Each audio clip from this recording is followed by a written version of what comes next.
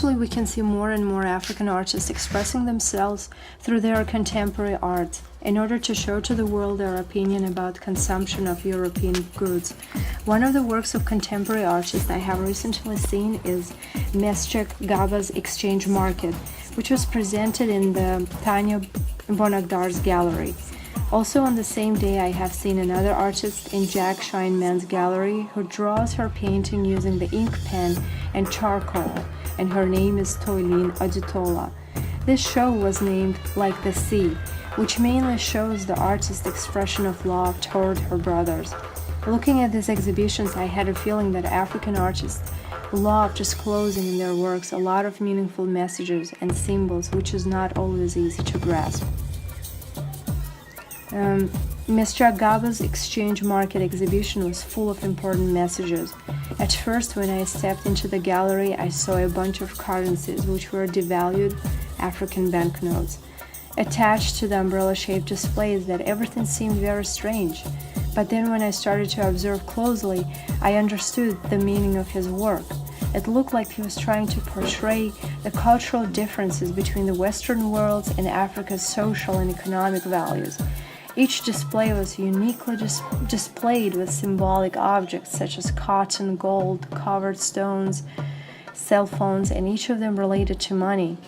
All these items showed how much Africans or any undeveloped countries depend economically on Europe or on more developed countries.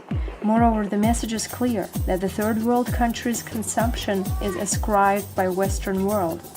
Then in the same gallery there were shapes and emblems filled with coins hanging on the wall, and I think they symbolize saving the money, which I found out from his interview, that he meant it as individual contributions and collective investment showing unity and shared enthusiasm for a better world.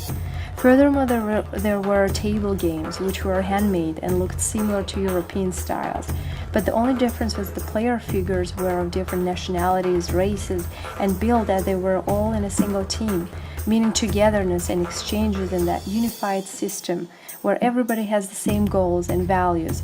Also, by seeing the different national flags arranged on the wall and on the floor made me think the artist was giving strong political messages related to the identity, global politics, and system of trade.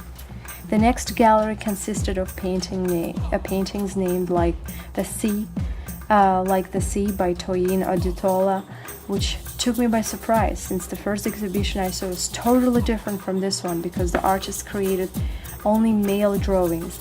It looks like the artist depicted her brothers as her inspiration, because in her interview she said it does not matter where their family were or in which country they are, that all they needed was to look at each other in order to find the sense of the home, the sense of the belonging to her family.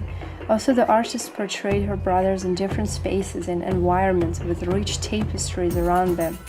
Most importantly, the author's meaning of her new work, Like the Sea, was a way to convey a message of her and her brothers being constantly affected by the places they moved, so that they had to adjust themselves in every surrounding by molding their nature so that they can fit in. In conclusion, it is obvious that these works of two artists convey many messages. Even though they both are different, they still show the relationship between the other people or other countries.